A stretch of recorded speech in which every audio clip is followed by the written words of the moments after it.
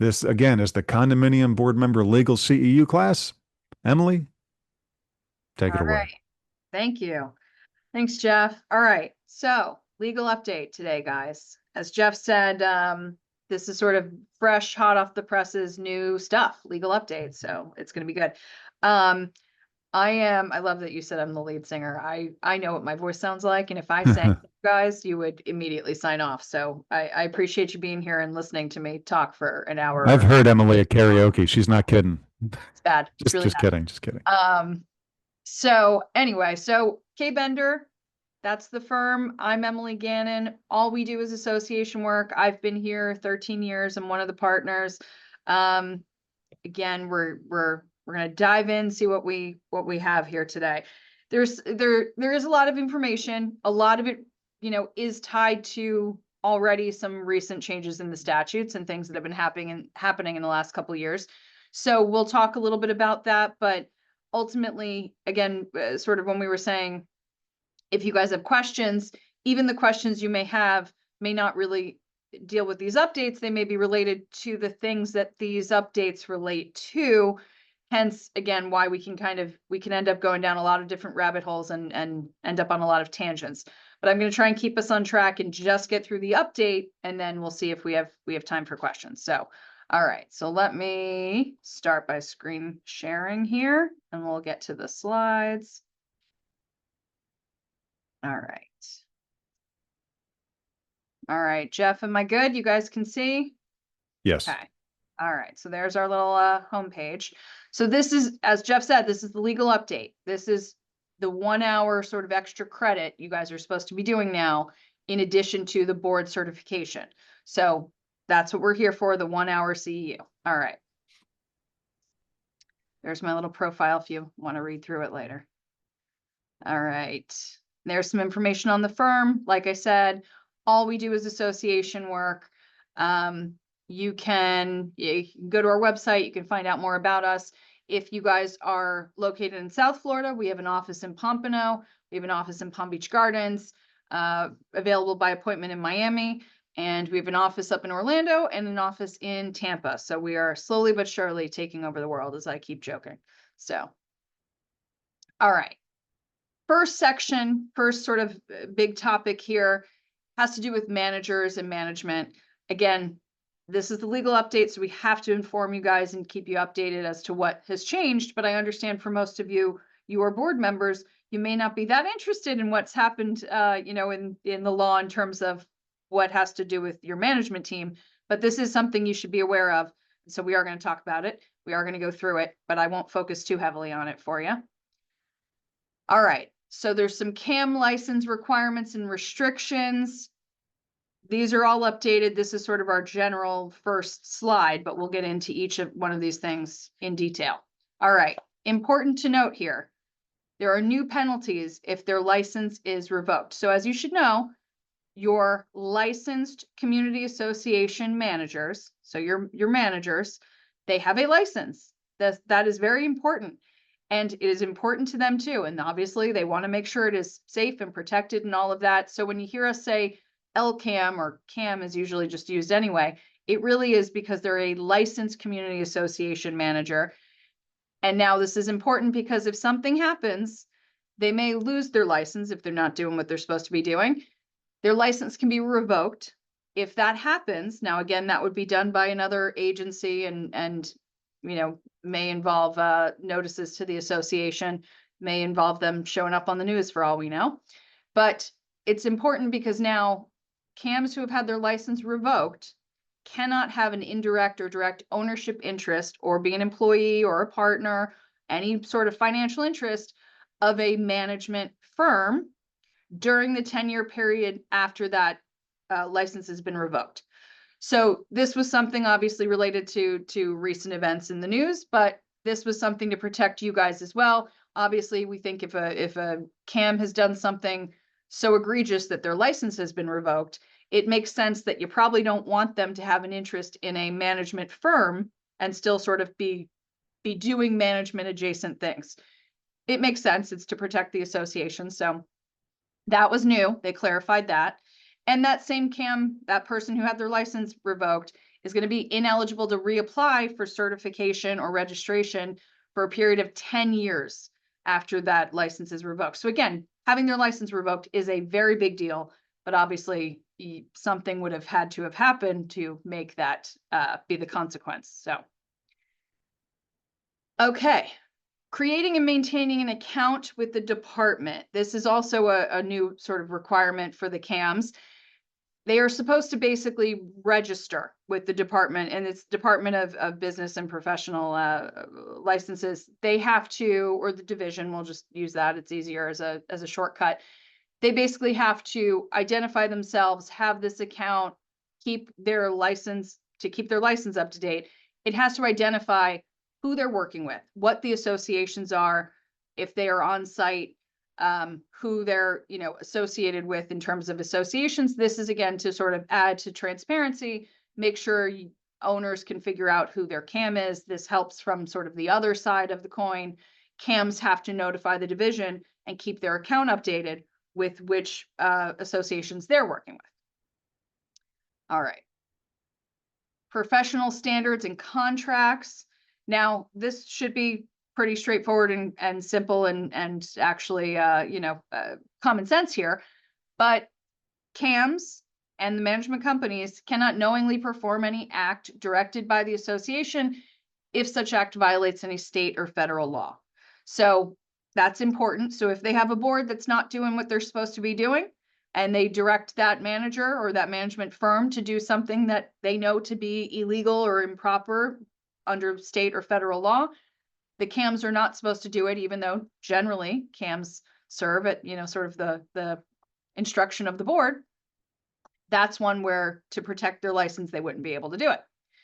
Now, a CAM or a management company that has a contract with an association that's subject to milestone inspection requirements or the structural integrity reserve requirements, so the CEUs requirements, that CAM or that management firm has to comply with those requirements as directed by the board. That's important too. They wanted to make sure, again, now all these requirements that have the last couple of years of the milestone and the CEUs, the idea behind them, and I'm sure this is not new to you guys if you've already done your board cert and you've already heard all of us talk about this for hours and hours on end.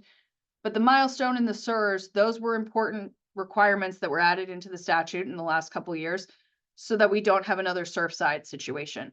We want to make sure our buildings are safe. We want to make sure everything is structurally secure. So this is just another level and another protection. The CAMs are also now kind of on the hook to make sure those things are being done as well. Interesting little tidbit here, and this is something you guys actually, as board members, you should be aware of too. Any contract that's entered into between the association and a CAM or a management company has to now have this little disclaimer, this specific language that they added to the statute. And it's in 12-point type, and I would suggest putting it in caps and all of that. But it's this little section right here, and it has to read, the community association manager shall abide by all professional standards and record-keeping requirements imposed pursuant to Part 8 of Chapter 468 of Florida statutes. So Chapter 468 is the part of the Florida statutes that governs these CAMs and these management companies. And again, their license is on the hook there, so they have to make sure they're complying with all of these things. Now we want to make sure, again, that the associations are protected and that the CAMs are, even though they should already be following professional standards and record-keeping requirements, now we're making it, as obvious as possible. We actually have to put this sentence, it's now required to be in those management contracts. Okay. And then there's also language about what the contract can have in terms of you can't waive professional practices or limit the professional practice standards required under the statute in the contract between the management company. So they can't just, basically negotiate to do less than what they're supposed to be doing. All right. Conflict of interest disclosures. Again, this is kind of our little cheat sheet, quick slide to look at everything, and we'll dive into each one of these items individually. All right. So another thing to be aware of. Well, let me go through these and then we'll hit them again if we need to. Now, this has to do with conflicts of interest. This is another topic that's just sort of been a hot topic in the last couple of years. We want to make sure, it seems the legislature has indicated they want to make sure that every owner, we're very big on transparency. We want to make sure there are no conflicts of interest. We want to make sure if there is a conflict of interest or something that could be perceived as a conflict of interest, that everything's disclosed.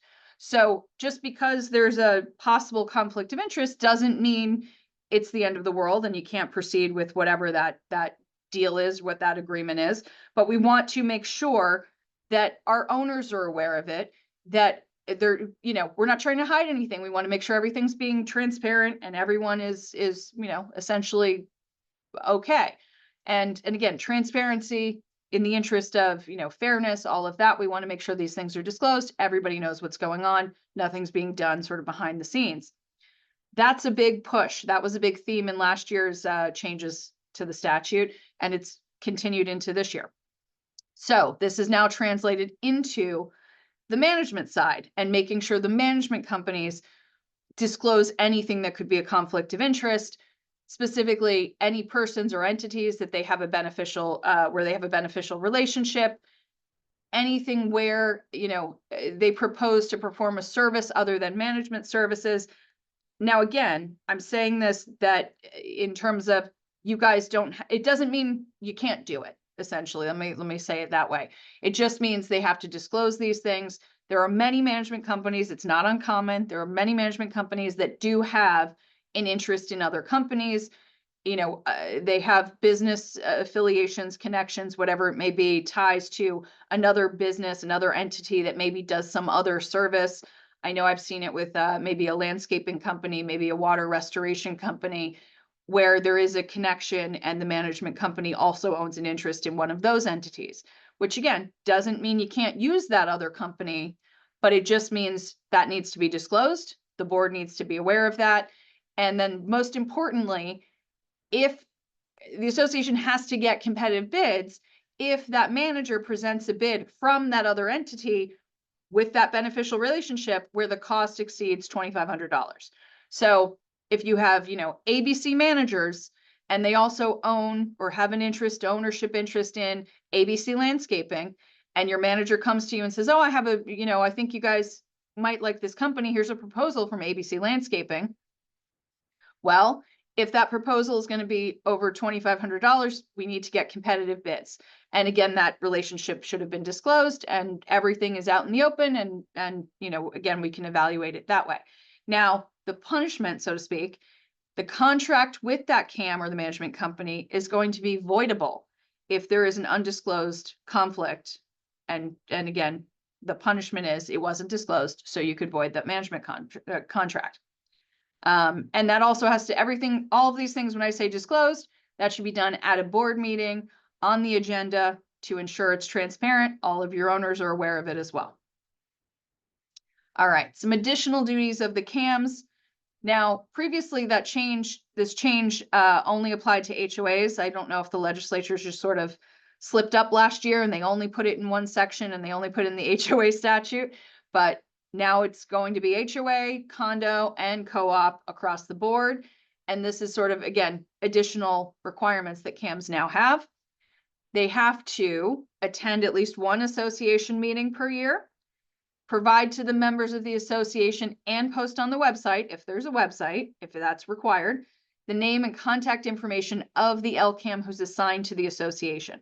So again, there's a bit of a theme here of transparency. We want to make sure that owners within the association can find out who their manager is, can find, is able to get in contact with them, can find out who they are, how to reach them, again, sort of in the interest of transparency.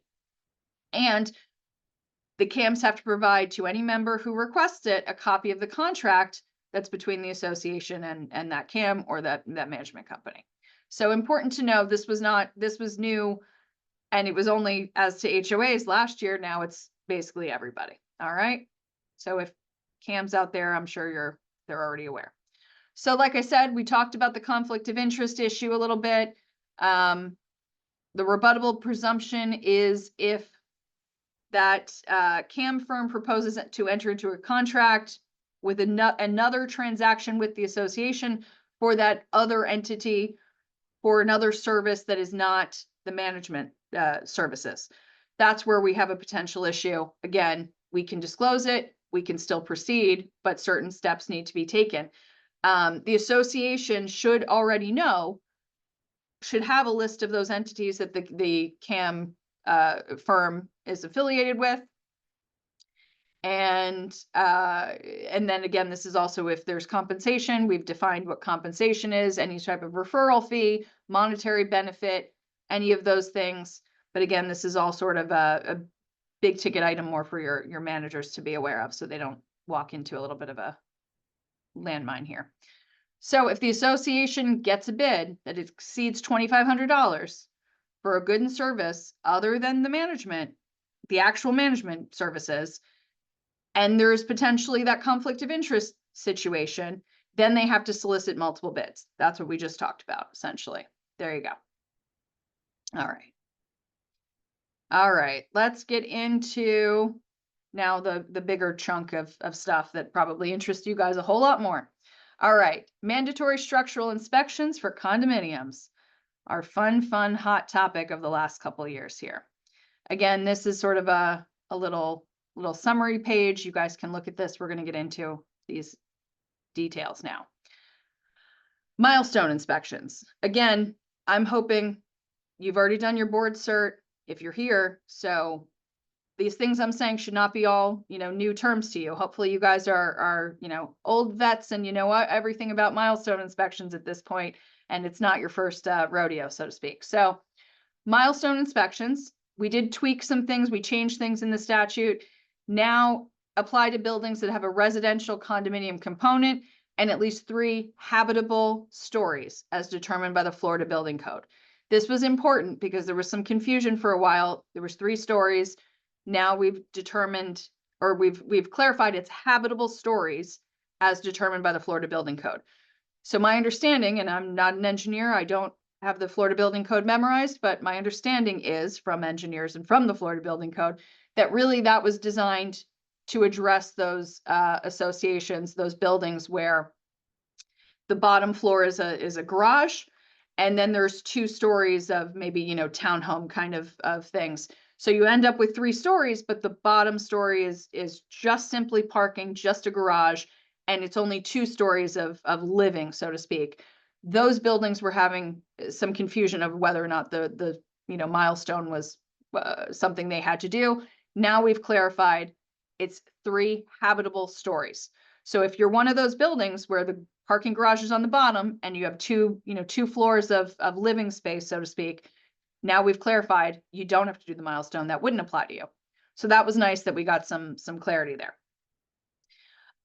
The Board of County Commissioners, the governing body, is supposed to adopt an ordinance requiring the condo association that would be subject to the statute to schedule or commence the repairs for their structural deterioration, their substantial structural deterioration.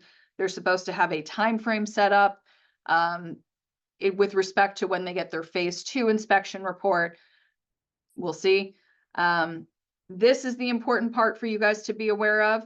A licensed architect or engineer who bids to perform the milestone inspection must disclose in writing to the association his or her intent to bid on any services that are going to be related to that maintenance, repair, or replacement that is recommended by the milestone. So let's talk about that a little bit more because that's important. So any architect, engineer that you hire to do your milestone inspection, this is sort of, again, I told you we have a couple themes running through our changes this year. This is one of them in terms of conflict of interest, transparency. It's sort of in that same vein. If that architect or engineer is also planning to bid to do the work that is raised or recommended by that milestone inspection, they need to disclose in writing their intent to do that so that the board is aware, okay, we're hiring this architect or engineer to do the inspection. Oh, they're also going to be wanting to do the work, just to make sure, again, everyone is on the same page. The milestone inspection, so like I said here, ultimately, this is something that there's another statute that sort of ties in.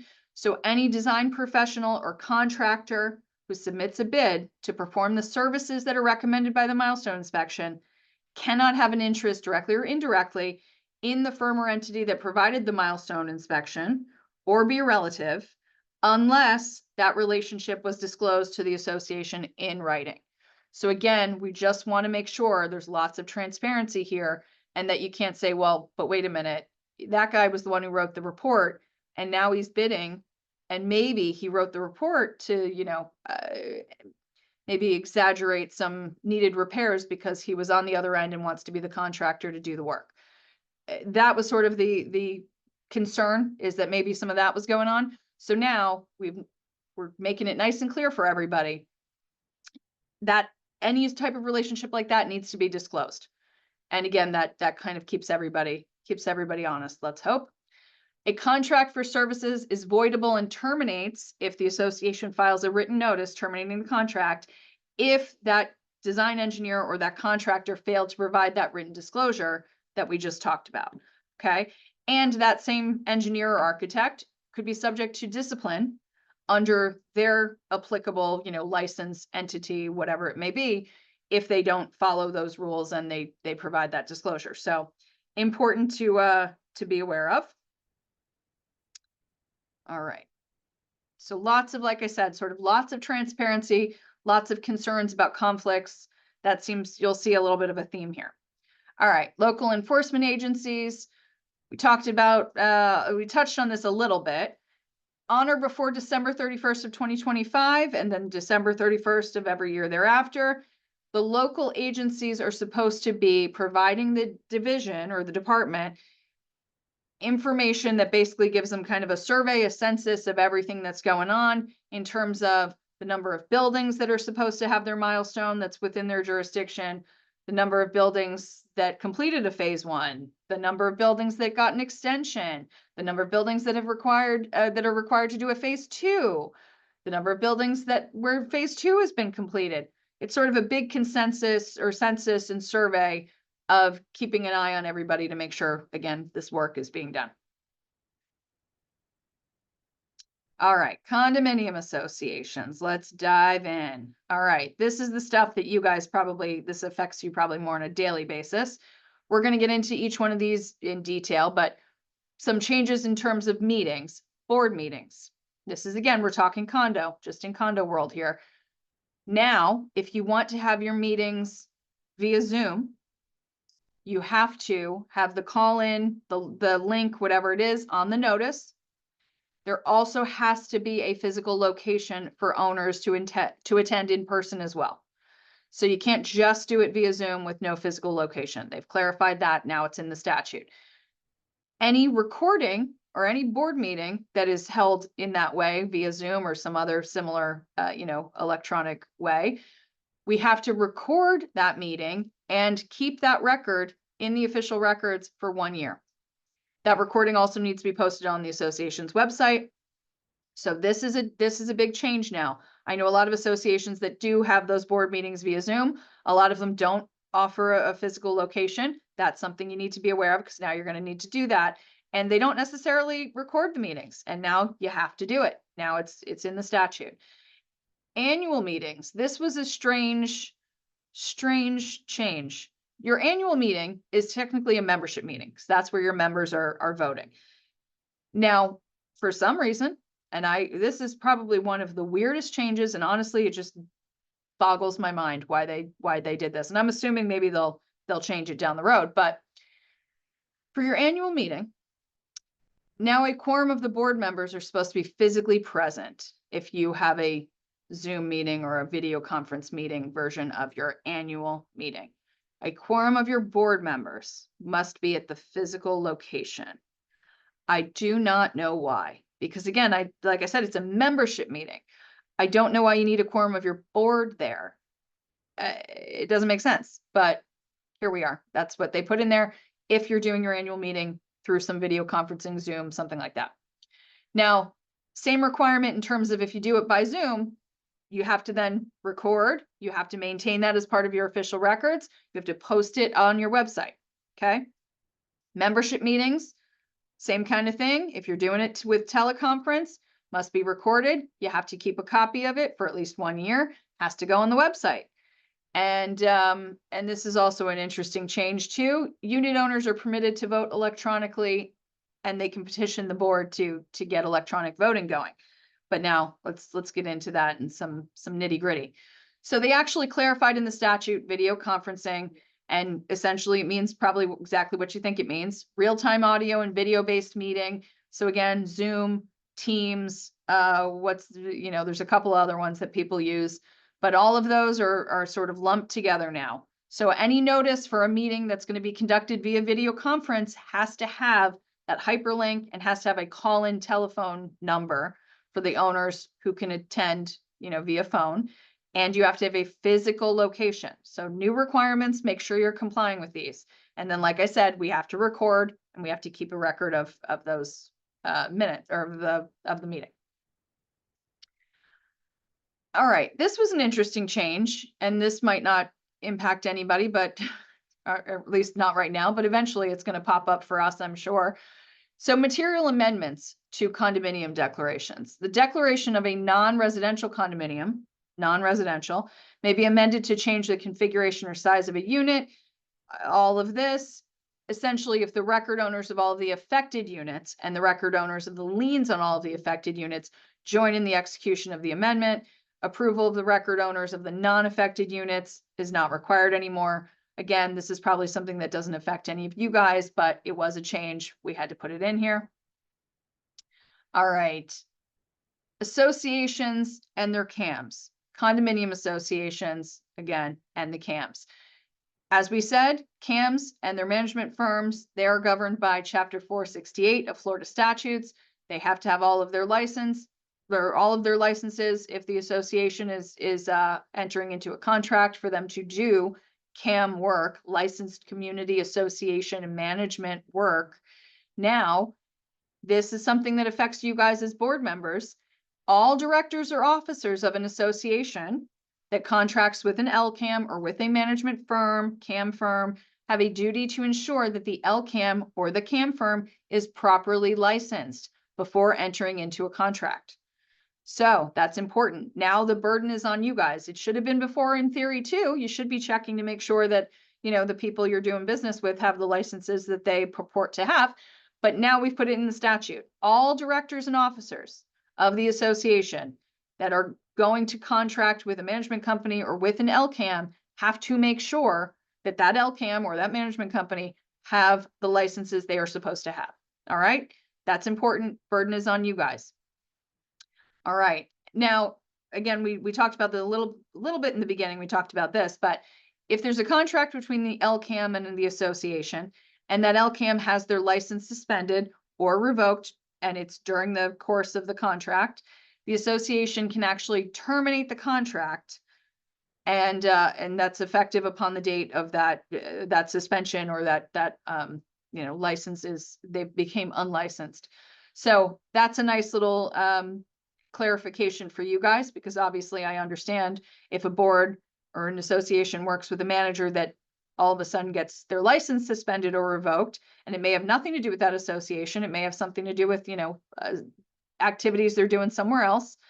You probably don't want to work with that manager anymore, and you probably want an out from that management contract. Now the statute clarifies you have that nice and easy, nice and clean. You're out. All right. Okay.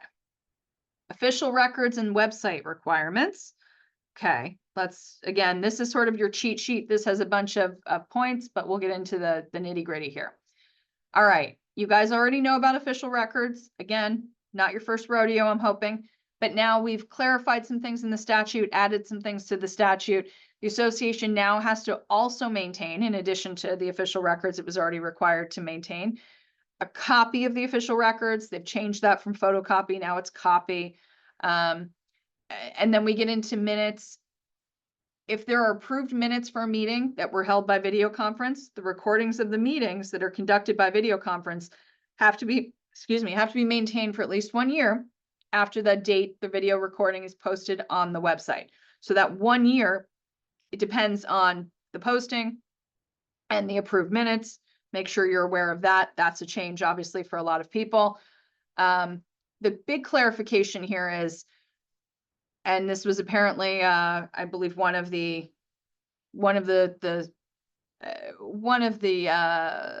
senators who wanted this specific thing put into the statute. Now you have to maintain accurate, itemized, and detailed records of all receipts and expenditures, including all bank statements and ledgers. And then also copies of all affidavits that are required by Chapter 718, because a lot of these changes involve new affidavits, and we'll talk about some of them. The bank statements, receipts, expenditures, my understanding from, word on the street is a lot of associations would not really open up those records to their owners because they were concerned bank statements are private, they shouldn't be shared, whatever it is. I don't know if that's the case. That was what we were hearing. So the legislature decided, well, then let's make it crystal clear that the association has to keep those things, and they're going to be subject to, being open for inspection, subject to access requests. So receipts, expenditures, bank statements, ledgers, that's all covered, part of your official records, open for inspection. All right. All right. This is also this sort of a scary change, but here we are. Director or member of the board or an LCAM who willingly and knowingly or intentionally violates the official records requirements, commits a misdemeanor of the second degree, must be removed from office and a vacancy declared. So it used to say repeatedly, so at least there was an argument that it had to happen more than once. They took out the word repeatedly, but it's still willfully, knowingly, or intentionally. So again, it's not just a negligence standard, but be aware, you as a board member or your management team needs to make sure they are complying with records requests and standards for records inspections. All right. Let's get through some of this. All right. Website official records, association website. Now, all of this, essentially, everything should be up on your website within 30 days after that official record is created or received. Now, so some new requirements of what needs to go on your website, the approved minutes of all board meetings for the last 12 months. I'll be honest, in my mind, I assumed you put your minutes on your website anyway. So to me, that didn't seem like a new requirement, but now we've specified approved minutes of all board meetings from the preceding 12 months need to be on your website. A video recording or hyperlink to the video recording of all of those meetings that you had by video conference, those all need to be on there as well for the preceding 12 months. And again, a copy of all those affidavits that are required by Chapter 718. And again, we're going to get into some of those. Now, reminder, because I know most of you probably already have websites or you're moving on getting a website set up. Almost everybody now is going to have a website. January 1st of 2026, it's 25 or more units are going to have a website. Okay. So it's going to be almost everybody, and that's coming quickly. Make sure you're moving on getting your website set up if you haven't already. All right. Criminal penalties, financial reporting. All right. We talked a little bit about this. We just said that criminal penalty, we've added some intent to that, willfully, knowingly, intentionally. That's where now we get into the criminal sanctions potentially. Financial reporting, the deadline changed. You had 120 days to get a financial report to your owners. Now it's 180 days. Reports must be sent via U.S. mail, hand delivery, email, or fax. The member's preferred method of contact, and the association has to verify delivery by affidavit. Alternative financial reports require approval of a majority vote of the total voting interest. So not a majority of, quorum, so to speak, a majority of everybody across the board. So a total majority of everybody. All right. That changed too, or they got some clarification on that. All right. So some of this is a little repetitive. I like to, have those slides that have key points, and then we get into sort of more details for you guys. Because again, you'll get a copy of these later. So within 21 days after that final financial report, but not later than 180. So it used to be 120. Now we've changed it to 180. The association must deliver to the unit owner a copy of the most recent financial report or a notice that it will be, as requested by the owner, essentially provided to them. Evidence of compliance with this delivery requirement must be made by affidavit, So make sure that's one of the affidavits now where, you got to hold on to. And again, if approved by a majority vote of everybody, total voting interest, everybody, majority, then we can do an alternative report, basically, switching your financial reporting requirements. If not, you're stuck with what you're stuck with under the statute, and that's all those certain monetary thresholds. All right. This was a nice change, even though I think a lot of people were doing this anyway, but now it clarified it a little bit. A board shall, in fulfilling its duty to manage operating and reserve funds, use best efforts to make prudent investment decisions that carefully consider risk and return in an effort to maximize returns on invested funds. So you can actually now, even though, again, I think there was an argument you could do it before, but now we've made it nice and clear, you can invest these association funds. All right. All right. Bylaws and board meetings. So we talked about this a little bit when we talked about board meetings, but now essentially your board meetings may be conducted in person or by video conference. And we just talked about those changes to the video conference. If we do it by video conference, we're going to indicate whatever the hyperlink is or whatever the, and a call-in number and a physical address. So that was the big change. You can't do it just by Zoom or just by Teams or just by, again, whatever other platform you're using. There needs to be a physical address too if your owners want to be there in person. And the video conference needs to be recorded and maintained as part of the official records. Unit owner meetings. Okay. Now, for your bylaws, that's where we look first. Do your bylaws provide a location for your annual meeting? If so, that's where you should be doing it. Otherwise, you have a 45-mile radius there from the condominium property or within the same county as the condominium property. That's where your annual meeting is going to be held. Now, like I said, we also touched on this before, unit owner meetings can be conducted in person or via video conferencing again. If you're, and again, the weirdest change, I don't know why, can't explain this one to you. If your annual meeting is conducted via video conference, a quorum of the board must be physically present at the physical location where unit owners can attend the annual meeting. So again, just to kind of reiterate why that seems completely ridiculous. So would that mean, because it's a membership meeting, not a board meeting, so if your board members don't show up, but you have quorum, because you have proxies and you have people and maybe you have online voting or whatever it is, and you have quorum, does that mean the meeting is no good? The results don't count? The election's no good? What does that mean? Strange. And again, we're assuming this is going to be corrected at some point, but just be aware, if you're doing your annual meeting by video conferencing, a quorum of your board is supposed to be physically present at that physical location. Okay.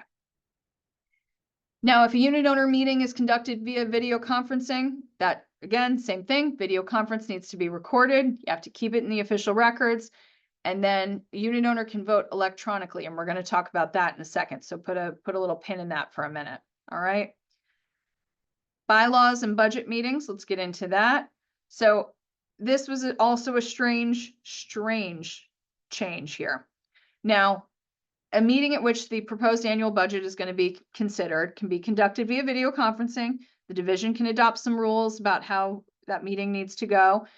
You need to have a sound transmitting device so that all of the members can be heard by the board and they can hear each other. We want to make sure, especially for a budget meeting, that everybody is, can participate and can be heard. Now, if a board proposes in any fiscal year, this is the change I said is kind of strange here. If the board proposes a budget which requires assessments against the unit owners which exceed 115% of assessments for the preceding year, the board must simultaneously propose at the board meeting a substitute budget that does not include any discretionary expenditures that are not required to be in the budget. Now, the calculation of how you're getting to the 115 is important, obviously, and this is helpful. That 115 is calculated because we don't include, so we're excluding reserves for repair and replacement of condominium property, structural integrity reserves, and the insurance premium. So that's a big chunk that comes out of that calculation. So hopefully the 115, You never go above it. Let's hope. But fingers crossed. Now, if you have a budget that exceeds that 115, even factoring in all those exclusions and all of that, then technically the board is supposed to simultaneously propose another budget, a substitute budget that doesn't have any discretionary expenditures. I am not sure what a discretionary expenditure is, what that would be in your budget that you would have included in the first place, but you would cut now. Very strange, unclear. We'll see if that comes up for anybody, but that 115, that calculation is very important. So if you're going to go above 115, talk to counsel to figure out sort of how you're going to have to come up with an alternative budget as well. All right. Again, little bullet points there for you. Now, the 115, like I said, very strange. And then the adoption of that substitute budget, so that alternative other world where we don't have discretionary items factored in. Don't know what that means, but let's say an affirmative approval of a majority of all voting interests would have to approve that. Okay. Again, very strange. If that substitute budget is not adopted, then the annual budget that was initially proposed by the board can be adopted. So there we go. Now, 14 days before the budget meeting, that's when the board is going to hand deliver or mail to each owner a notice of that meeting, or longer if that's what your bylaws require. All right, reserves and SERS funding. Again, little cheat sheet here for you with some bullet points, but let's get into some details. Alternative funding method. Essentially now multi-condominiums can have the option of providing no reserves or less reserves if an alternative funding method has been approved by the division. Used to be that was 25 condos or more. Now they've taken that out, but again, alternative funding method, I don't know. I haven't seen where that's actually been approved. So I don't know that it helps anybody really, but we'll see. Reserves, when we're talking about deferred maintenance expenses, before the threshold was any item over $10,000. Well, times have changed. And now that threshold is increased from $10,000 to $25,000, or the inflation adjusted amount determined by the division. But for now, we're working off of $25,000. All right. Now, when we talk about membership, or when we talk about reserves, membership approval is no longer required for the board to pause funding if the local building official has determined that the condo building is uninhabitable due to a natural emergency. Obviously, we live in Florida. We have issues with hurricanes. Buildings do get, damaged to such an extent that a local building official could determine that your building is uninhabitable. Then you would be able to pause your funding. So that's nice. Little reprieve there. You wouldn't need a membership vote for that. So that's good. An association's reserve accounts can be pooled for 2 or more components, but remember, SERS doesn't mix with non-SERS, so you have to have your reserve funding for SERS components, only pool them with other SERS components, okay? Can't intermix SERS and non-SERS, just pool all your SERS together if that's what you want to do, okay? Also important to know, you don't need a vote of your membership to go from pooling to straight line or to go from straight line to pooling method of accounting. Now the board can do that. You don't need your members to vote on that. Funding your SERS reserves. If an association votes to terminate the condominium, okay, termination, then the members can vote to waive the maintenance of reserves. That makes sense. You're basically going to stop having a condominium. So what do you need reserves for? SERS reserves may be funded by regular assessments, special assessments, lines of credit, or loans. This was sort of a new clarification. This language is, again, also a little strange. If you are going to get a loan or line of credit, and it is just to fund reserves as opposed to do this, the SERS maybe related work, we need a loan to replace our roof or to do concrete restoration. That's one thing. But what about we need a loan just to fund the reserves that eventually will involve, replacing the roof or whatever it is. If that's the case, now you need approval of a majority of your total voting interests. So that's a change. And obviously that also depends on what language is in your documents. Your documents might already require a membership vote for funding reserves in that method. And if so, or to take out a loan, period. If that's the case, you're doing it anyway. But this is an interesting change. There's been some dispute and some debate of whether or not that means you do need the membership vote. I would err on the side of caution and get the membership vote, but talk to your counsel. Again, lenders might have different criteria, but it's important to know. All right. So like I said, associations that must have a CERS can secure a line of credit or a loan to fund the capital expenses required by the milestone or by the CERS. That has to be sufficient to fund the cumulative amount of any previously waived or unfunded portion of the reserve funding and the most recent CERS. Funding from that line of credit or the loan must be immediately available for access by the board to fund any required repair, maintenance without approval, further approval from your members. Okay. And again, just to give you an idea, we do know some associations that have started doing this. We know some lenders that are working on it that do have programs where this is what they're now doing, these loans to fund reserves. So talk to your lender and obviously, like I said, talk to your counsel to see what steps you need to take before you even do it. All right. This was an important change. A lot of people are talking about this. All right. For any budget adopted on or before December 31st of 2028, so we have some time, if the association has completed their milestone inspection within the previous 2 calendar years, the board, upon approval from a majority of the total voting interest, so again, majority of everybody, may temporarily pause for a period of no more than 2 consecutive annual budgets, reserve funding contributions, or reduce the amount of reserve funding contributions for the purpose of funding repairs recommended by the milestone. So let's break that down. Basically, up to December 31st of 2028, the association has the option, the board could get a vote of the owners. If a majority of the owners approve it, you can pause funding of your CERS. Now it's no more than 2 consecutive budgets. And the thinking is you have to have just completed basically your milestone. So within the previous 2 calendar years, you've completed your milestone inspection and you can pause the CERS funding because the thinking is you are using you need those funds to do the milestone projects now, to do those repairs, the maintenance that the milestone has pointed out to you. So, we're going to try and give you a little relief, use the money to do those projects, and you can pause your CERS funding. That was the thinking.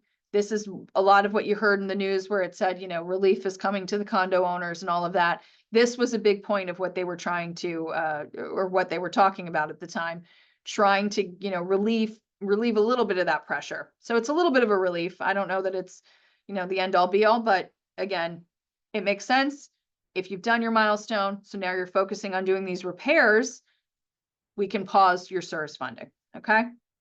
Now, if you pause those reserves and you stop funding or you reduce the funding, it's important to know you're going to need to get a new CERS before you start funding again, because obviously now you have to adjust. It needs to be modified. It needs to be recalculated so you can get back on track and do that. So be aware that's something. If you do pause your funding, you're going to need a new CERS.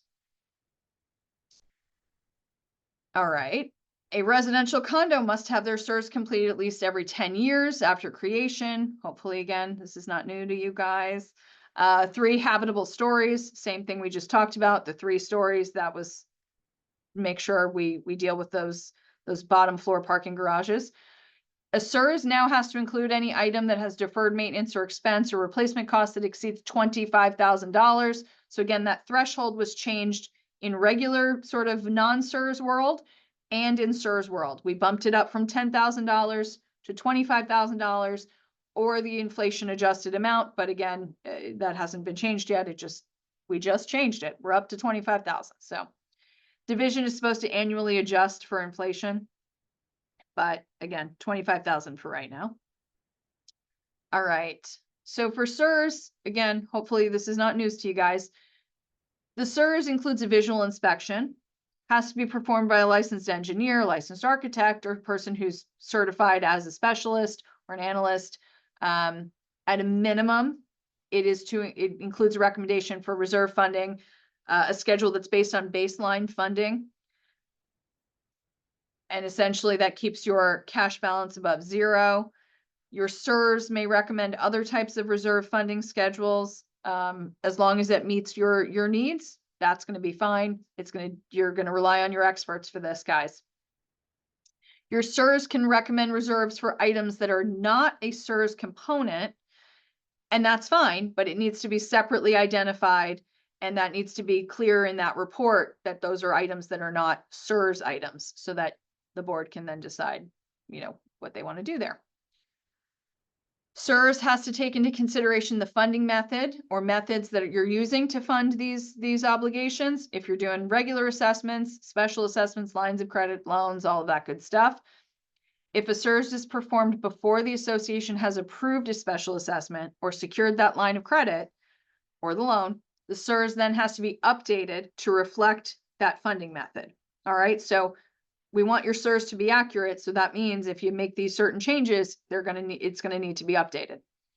Has to be updated to reflect any changes to the useful life. If these items now, if you've done your repair, you've done your replacement, and now you have a new useful life, you have a brand new roof, you need to update your CEUs accordingly.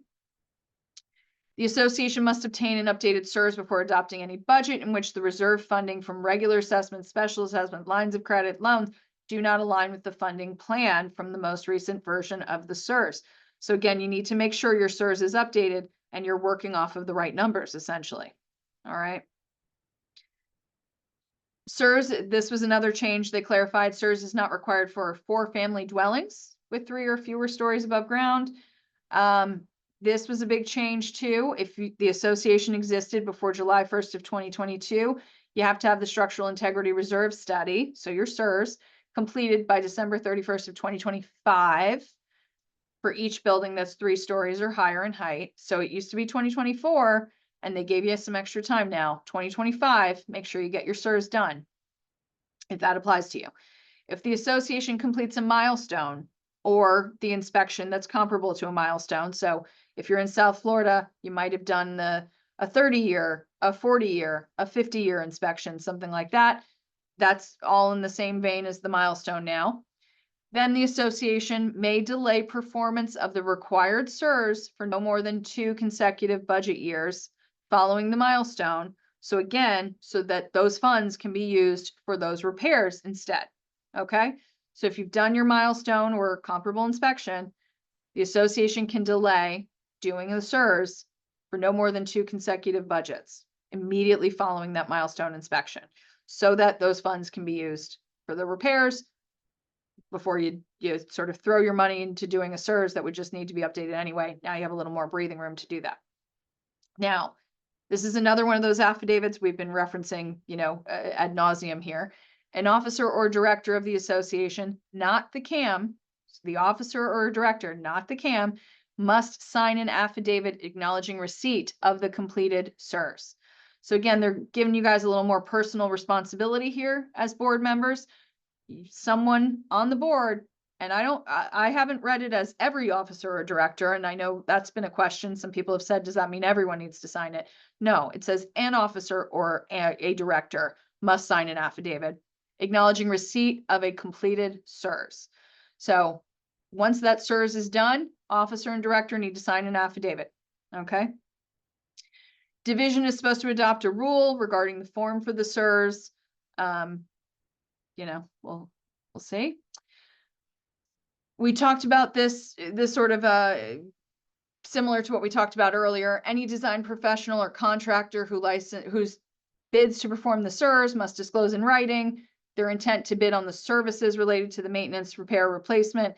Very similar to what we talked about before. Same idea. If they're going to be, doing this report, then we want to make sure, and they are going to be bidding on the work, that's disclosed and that's all open and obvious and known by everybody. We like transparency, guys. So same thing. If they submit a bid, then that relationship, if there's some sort of relationship to who's doing the work when they did the inspection, we want to make sure that's disclosed.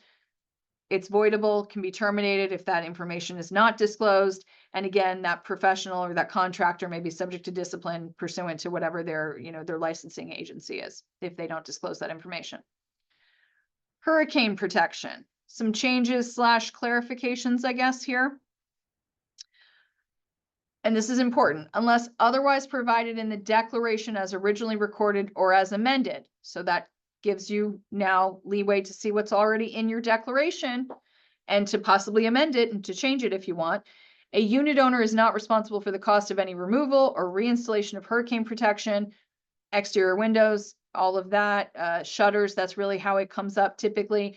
If the removal is necessary for the maintenance, repair, replacement of condominium property or association property for which the association is responsible. So this comes down to, hey, owner, we need to take down your hurricane shutters because we're doing concrete restoration. Well, owner, are you responsible to put it back up, or is the association responsible for that cost? So look at your governing documents now. There's some clarification here. Unless otherwise provided in your declaration, the unit owner is not going to be responsible for that cost. All right. Now, again, part 2 of this, the board has to determine if the removal or the reinstallation must be completed by the unit owner or by the association if the declaration as originally recorded or as amended doesn't specify. So if you guys are thinking about doing these projects, have any of these projects on the horizon, especially concrete restoration, that's the big one, make sure you look at what your declaration says about hurricane protection, who maintains what, who has to take down shutters or windows or doors or all of that, and who would be responsible for it cost-wise and actual, maintenance work-wise. And make sure you're on the same page. Talk to your counsel if you have one of those projects coming up. All right, evacuation from the condominium. In the event of an evacuation order, mandatory or voluntary, where that condominium is located, the board can require the evacuation of the condominium. That makes complete sense to me, but apparently we needed to add that and clarify that to people. If a unit owner or another occupant refuses to leave, basically fails to comply with the board's requirement, then the association is going to be immune from liability or injury to that person or that property arising from their refusal to leave. Okay. All right, this is another hot topic. This is sort of the last big topic we'll probably get into, I think, today, but this is a strange one too, and we got to get into it. Electronic voting or emailed ballots. Again, little cheat sheet here.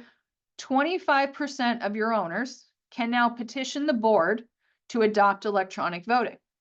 So 25% of your owners can petition the board and force the association to start doing electronic voting. That petition must be served within 180 days of the annual meeting. Board must hold a meeting within 21 days of receiving that petition. Now, if you don't have electronic voting, and if we were in person or in one of those seminar halls, I would ask you guys to raise your hands if you have electronic voting in your community. Most associations, I know it is a mixed bag. A lot of them still have not kind of gotten on board. A lot of them do have electronic voting now. My understanding is the prices are reasonable. There are more platforms available. It makes sense. It's convenient. Electronic voting is, has been well received from what I hear. People tend to really like it. Here's the thing. We still have communities that don't have electronic voting, and owners can vote the old-fashioned way, all well and good. They can send in their envelopes and fill out the ballot and all of that. But now there is another option. Okay. Email ballots. This was a new thing we added just this year. And I would tell you, my 2 cents is, since you have to allow somebody to vote via an email ballot, you might as well get the electronic voting going. If you don't have electronic voting, and the electronic voting is controlled by another third party, a platform where they secure, the emails that are coming in, people have to register, all of that. They are able to track which things, which results came from which, email addresses, but then they can protect it so that the owners can't see who voted for who, or the board can't see who voted for who. Electronic voting, you might want to think about it if you don't already have it. If you don't have electronic voting, here's what now is happening. Boards have to allow owners to vote via an email ballot, okay? The ballot has to have certain language. The whole thing is if you're voting by, an email ballot, you have no secrecy anymore because now nothing's anonymous. You're sending an email from your email address. And we'll talk about it in a little bit more detail, but my 2 cents is you really, again, if it's something you've even thought about, maybe think about getting some electronic voting going on in your community. It used to be that to do the electronic voting, a board meeting had to take place to set it up. You needed 14 days before the board meeting to do a special notice. Now we've taken away that 14-day requirement. They took it out of the statute. Board can do it at a regular 48-hour noticed board meeting. Like I said, 25% of your owners now can petition the board to adopt electronic voting. They have to send that petition in within 180 days of the last scheduled annual meeting. The board has to hold a meeting within 21 days to adopt a resolution and get electronic voting going. Now, the other option, like I said, option number 3, which I think is really wild here that we threw this in here. People can vote via an email ballot. So it's not the electronic voting. It's not through the platform. It's not that. It is an email ballot, an electronic ballot. If you don't have electronic voting, this is an option. If you have electronic voting, it is not. So the association now has to designate an email address to receive electronically transmitted ballots. Be aware of that. If you don't have electronic voting, you have a new requirement. You have to designate an email address to receive these email ballots. A unit owner can send an email ballot to the association at that address that the association has determined, for this use. And it has to have the following things. It has to have a spot for them to type their unit number, their first and last name. That's essentially their signature. And then this statement, and there's a whole cut and paste right here that you can look at. Essentially, the gist of this statement is, I understand that I'm waiving the secrecy of my ballot, and I'm casting my vote this way anyway. There is a little disclaimer there. It does remind people, if you don't want to waive the secrecy of your ballot and you want your vote to be anonymous, please go to the meeting in person and cast your ballot that way and fill out, again, the envelopes the way everyone else is going to be doing it. So if you don't want to worry about these weird email ballots, maybe think about doing the electronic voting and just letting everybody vote electronically through these platforms.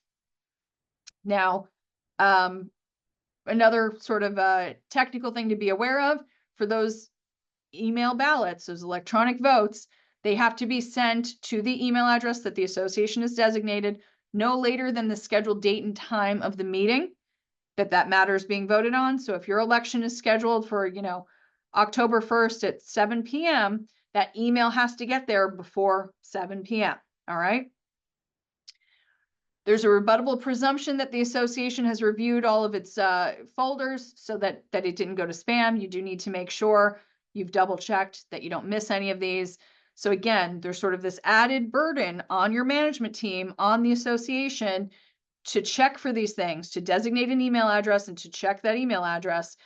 And again, it might be easier if you just do the electronic voting and let the platform and the third party take care of it for you. But talk to your counsel. And then you need to fill out an affidavit that you did that. All right. All right. So division now has some increased authority of what they can cover, what they can look at. It's now going to include, extending their authority to review records, investigate complaints related to the milestone, related to completion of repairs related from the milestone, insurance related issues, education requirements. That's a new one. So please make sure you're doing all your education requirements, which I assume you are if you're here. So yay. And then reporting requirements for your CEUs. That's what we've added to the division's plate. Okay. By October 1st of 2025, all associations are supposed to have an online account with the division. They've been sending email blasts to get yourself registered, make sure you have an account, all of that.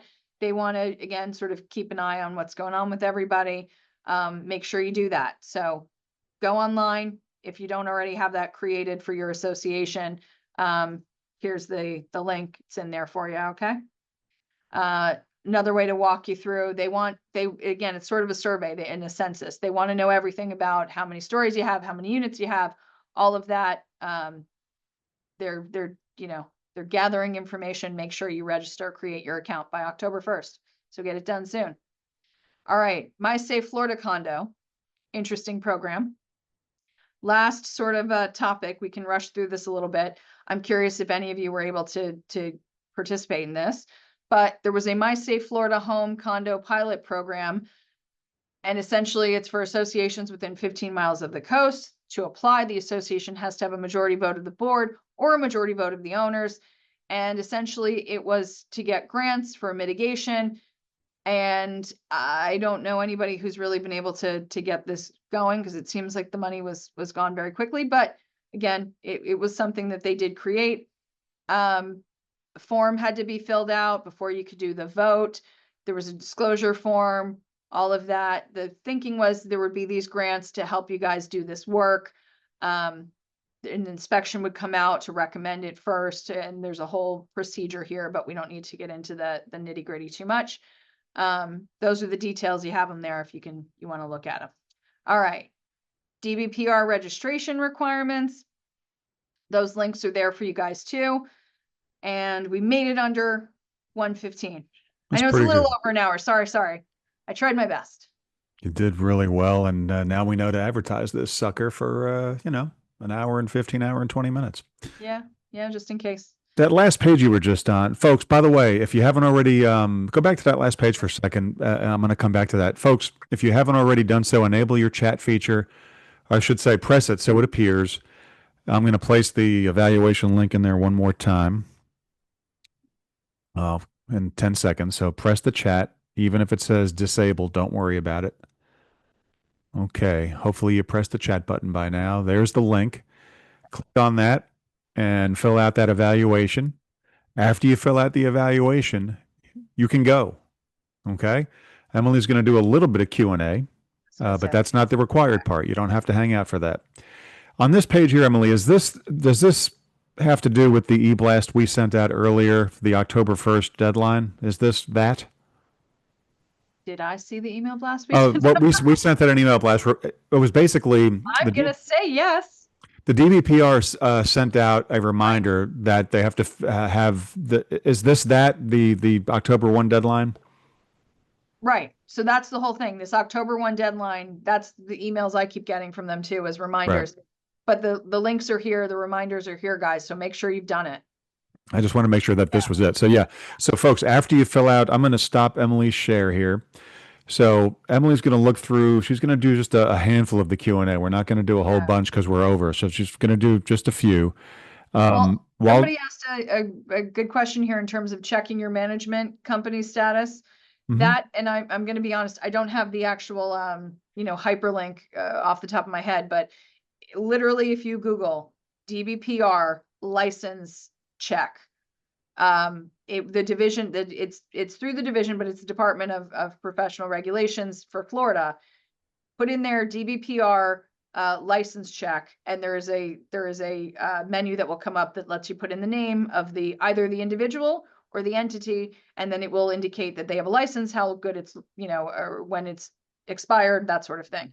So just do a basic Google search. You should be able to find it. It's Florida DBPR.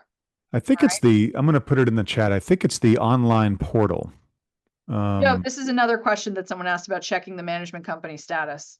Oh, okay. Don't know I'll be honest, I have it, sort of saved as a favorite, so I don't know what the actual website page is. But if you Google DBPR license verification, it should come up. I found it. I'm going to put it in the chat. And Emily, you're going to look up to make sure that I got the right one while I'm going over the evaluation process real quick. So I just put it in the chat. See if that's it. I think that's it, because that's what was in the email that came to us from the division today that we shared with everybody else in our database. And it's searching for an association's managing entity. That's the document. Okay. I think that's the question. Right. All right. So folks, while Emily's looking at a handful of the questions to answer, when you click on the link in the chat area that we put in there a few times now, it takes you here. And this is what you fill out. And it's what we use also to cross-check with the attendee information. Okay. And after you fill this sucker out, you get this confirmation screen, which is what a lot of you were asking about earlier. Donald, this is what we're talking about now. Where's the form to get certificate? I put it into the chat. When you click on the link in the chat, it takes you here. You fill this out, submit, And then after you submit, this is what you see after a successful submission. And this fourth bullet point is to save the slides from today's webinar. So when you click on that, the slides open up and then you can download them or save them. And this has been corrected. Don't Emily's email address is wrong here, but you'll get the proper one. There's no L at the end. This is before I made the change. Little typo, sorry guys. Yeah, again, the one you're getting will not have that. I made that change already. So let me stop that, and then you can get back to, whoops. Yeah, a couple sort of quick questions here. Someone said, does it have to be a video recording with the AI written summary of the meeting suffice? I assume this is where we're talking about the recordings. Specifically, they want a recording of the meeting, and I think they want the video. That's the whole point. So it has to be the video and audio recording. The AI summary isn't going to cut it. It would be easier, but you know, here we are. Someone said, what if there's a medical reason to not attend the board meeting and Zoom is the only option, or the annual meeting and Zoom is the only option? That's why I said that weird change they made where a quorum of your board is supposed to be in person at the annual meeting doesn't make any sense to me personally. So you just need a quorum of the board. If one board member can't be there in person, hopefully enough of the board members can. And really, in theory, if they don't, I don't know what that really means. I don't know if that, you know, now all of a sudden means your election is no good, the meeting is no good. That seems extreme. I don't think that's what they're going to do, but you're supposed to have a quorum of your board in person at the annual meeting. I don't know what to tell you about that. Maybe we'll get some clarification, you know, next year. Someone said, can a board ever have a video conference without the manager, without notice to the owners and without recording? Good question. This is sort of the same question in terms of what's a board meeting? Because if it's a board meeting, it's supposed to be recorded, right? If it's via Zoom.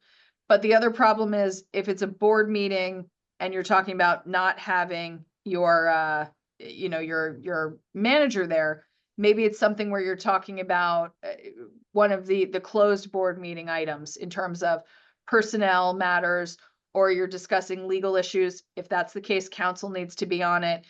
Again, we didn't really get clarification on these things. If it is not a board meeting, if the board is not gathered to discuss association business, then it wouldn't be a board meeting and you wouldn't need that recording because it's not a board meeting.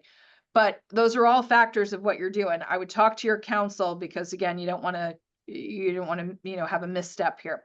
Talk to your counsel about what it is, what you're doing, what you're talking about, and if that's something required.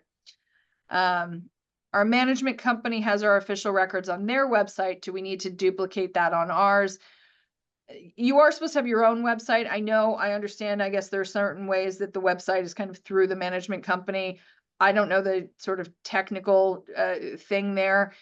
Your records, those records should be on the association's website. So I would make sure, you know, again, talk to your management team or the IT team and figure that out. It's always good to have a backup of your records. And that somewhere. too, it doesn't hurt. Yeah, have a backup. You never know. I've heard of associations having falling out with their management companies, and somebody makes it difficult for you to get your own stuff. Crappy, but it can happen. Someone again asked about that weird annual meeting requirement. I don't have much else to tell you. It says of the board, so it would have to be the current board before the election takes place.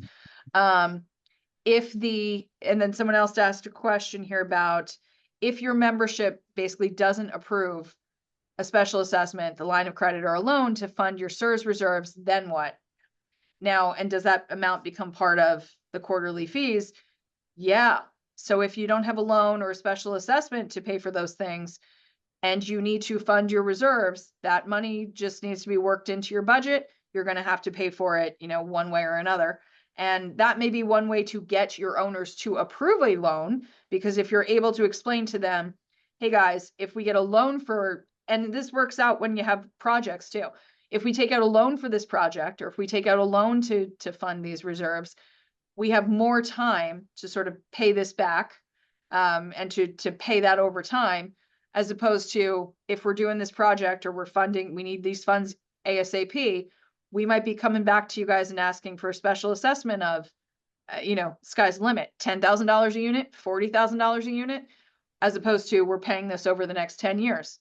It could be anything. So that's really how you have to kind of sell it to your owners and get your owners on board. But it happens all the time. We have that come up frequently. Do we have a sample affidavit for the board to sign for the CEUs? We do. I would contact your counsel. It's a pretty straightforward one. It essentially just is they're affirming that they've received it. But if you're a client of ours, I'll share it with you. Let's see. If your CEUs was done last year, do we sign an affidavit now? Yeah, you might as well sign the affidavit if you don't already have one. If you can do it where you can actually indicate because maybe you have an email chain, I received this on, whatever it was, November 1st of 2024, even better, but do it. Why not? Let's see. All right. If we don't have voice recorders, are we able to do written minutes? You're going to need, if you're doing the recording, it has to have some sort of vocal recording, I would assume. Let's see. Jeff, he says last item on the form indicates in capture could not be activated. Is that a you question? Oh, well, it sounds like it's a technical question, but it sounds like an issue locally. I would just refresh it and try submitting it again because I have over 120 successful submissions already, so I know it's working. Right. Okay. So Frank, that's for you. All right. All right. So I think we've kept everybody. It's an hour and 20 minutes. Yeah. Let me, I'm going to disable the Q&A and then I'm going to enable the chat because after you say your parting words, Emily, I'm going to stay on and go over the evaluation for anybody still having issues. So I just enabled the chat. You could ask me technical questions, no lawyerly questions, please. All right. Don't tempt me. Even though I know the answer, I don't have that ESQ after my name. I can't answer them. So, Emily, what's the best way for everybody to reach you if they are seeking representation and they happen to be in the South Florida area? All right. So again, you can go to our website for lots of information, but you can also just email me directly, Gannon, EGANNON @kbrlegal.com. Or you can reach us at the seminars link too. But if you need me, email me and I'm happy to help. We're here to help you guys if you need it.